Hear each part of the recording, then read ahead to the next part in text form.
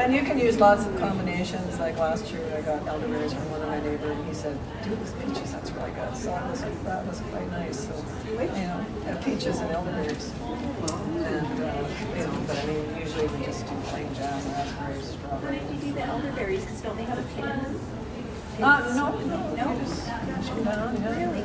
But then, I mean, I've never sort of bothered with, my mother-in-law does jellies, and I have done it occasionally where you use the bag and all that stuff, but little roughage never hurt anybody. Right? Again, you have to keep it simple, right? Because you can go to great lengths to have this beautiful clear, and in old days in the fall fairs, I guess people did that. And when it comes to jams, we had some peaches, plums, and pears. Oh yeah. I came home one day and Bill had made jam. One jam with peaches, plum, and pear. Well, they made it delicious. Oh yeah. Any combination. Yeah. Peaches, plum, and pear. No syrup. Yeah. Yeah, so then when you've got it good and boiling, and you just put it into your jars. And one of the things I forgot to mention, with canning, it's really important to leave, like they always say, ½ an inch, so that's like a good centimeter of space at the top. If you fill it too full, when it gets really hot in the running water bath, that's when you're going to have stuff bubbling out. But it's the opposite when you're filling a jar with jam and you're not going to be putting it in hot water. You want it as close to the top as you can get. And in each case, of course, you always have to make sure that there's no little bits of food on the rim where it's going to seal. But with jam, you get it as high as you can, and then put your lid on because you want it to pull down when it's. And the other thing, you can also turn the lid to so that for sure the lid is getting sterilized again if you're not sure, because the hot stuff is on it. Yeah. And then, of course, these will stay on. You can't take these off like you can with those. And I suppose that would be one of the advantages of using the wax. You don't even need to have it. And people used to reuse the wax. I remember my mom always saved the wax and melted it down and used it again, right? Yeah. I mean, that's what people did. And we might have to do that stuff again, too. So, okay, so freezing is the next thing I have here. I'll just keep moving along. I don't have a watch, so I don't know how time's going. One of the things I find really useful is the square milk cartons. Like, I would save them all year, too. And they're great for canning because then things really pack into the freezer. Right? Plastic bags, you put stuff in them, they're really funny shapes. There's all that waste space.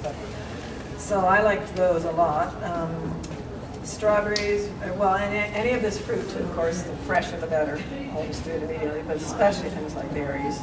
You can't buy them and then think, well, I'll get to that day after tomorrow or something like that, because you're going to lose a lot. And especially local berries that haven't been sprayed with all the stuff they put on to come from California, they're more likely to have a few little mold spores in them. So fresh is best. Fresh is best, but you can use your frozen fruits from your freezer to make jams. Oh, sure, yeah. Now, if you wanted to can your peaches after they are frozen, can you do that? I wouldn't, because they'd be so soggy. So mushy?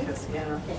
But certainly you can, anything you want to make jam out of later, it's actually, that's a good idea to freeze it, because if you're too busy in the summer, and it's really nice in the wintertime to take it out and smell that. So yeah, that is a time saver then, but for canning, you pretty well got to do it then. I think if you're So gonna freeze the fruit, I try and make sure that if I have to, I can mash the berries up and measure the exact amount I need for my jam recipe. And then that way in the winter when I go to pull it out, it's not so full of ice crystals and stuff. It just seems to keep better. It's easier. No, that's a good idea.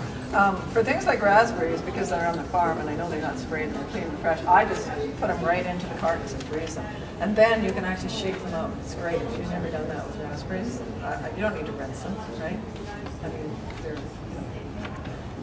depending where you get them from, right? And just makes them all watery. Of course, strawberries are on the ground, so you kind of do have to wash those. But if, another fruit, just washing, slicing. Tomatoes, you can either freeze them, rinse them and freeze them whole, just the way they are, or you can scald them like peaches and take the skins off if you want to.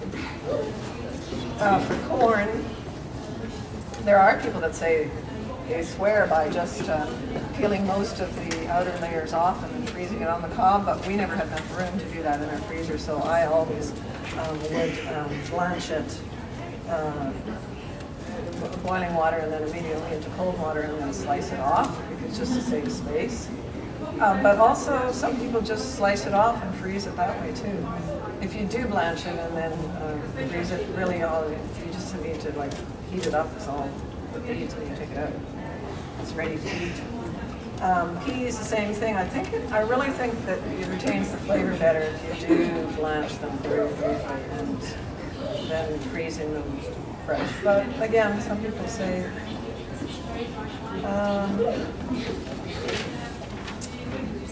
for juice, you can also reuse bottles like this. You know, Guinness seal is good.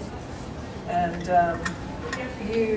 well, apple juice, pear juice, you can just heat it to about 180, like it doesn't have to be boiling away. And there you would need to rinse your jars with boiling water or something before you put the juice in. But then you can just put it in, let them seal. You don't have to process them. We never did it with all our apple juice. We had it was an old grape press, but then we had a machine to crunch them up and then put them in the sack and press the juice. But I know a lot of people have juicers that you boil through. So grape juice, my friend always gives me grapes, and that one you can just put like a good-sized bunch of grapes and a bit of sugar and then fill it up with boiling water and then process it. That's grape juice. So as far as equipment goes, like I said, you don't have to have this, but it really is very handy if you're doing a lot, so I'd recommend it. I forgot to bring my canning funnel, which is a very nice, useful thing. It's like a funnel, but it's the hole in the bottom is this big, like big enough to fit even into about the size of this, so that when you're putting the fruit or whatever in, you don't slop it all over the edge and have to wipe it off.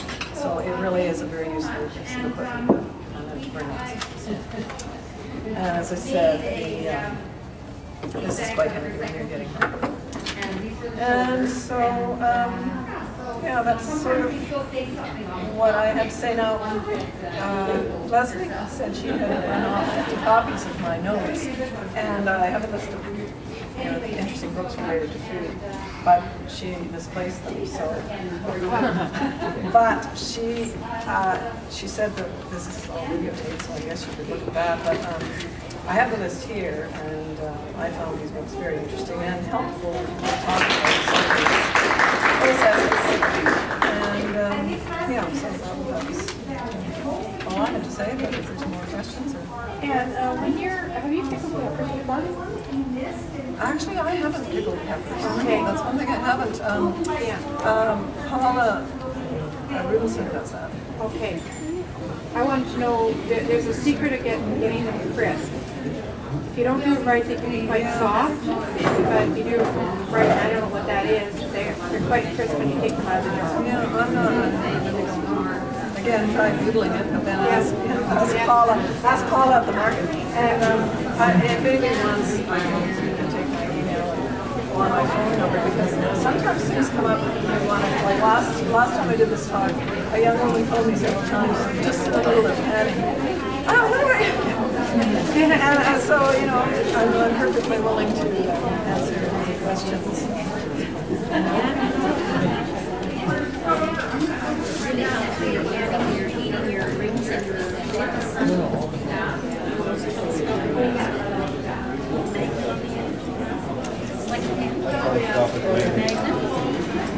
To pull them out. Yeah, I usually just use like tongs or something. But yeah, no, that's what But the canning supplies they sell, you get a stick with them in. Yeah, I've never had one of those, but that was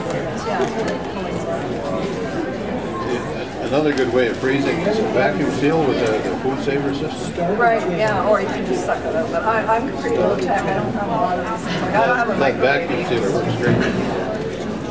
Question about making salsa. All the canning books say, you have this much tomatoes to this much vegetables for the pH. Yeah. Is there a way, or do you have a suggested book where you can make your recipes? Like I would like, summertime you have so much peppers and stuff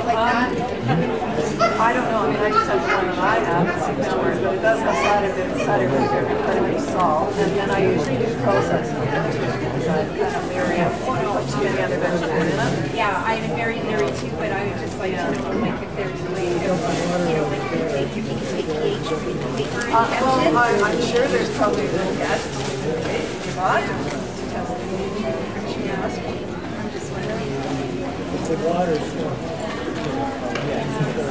Thank you.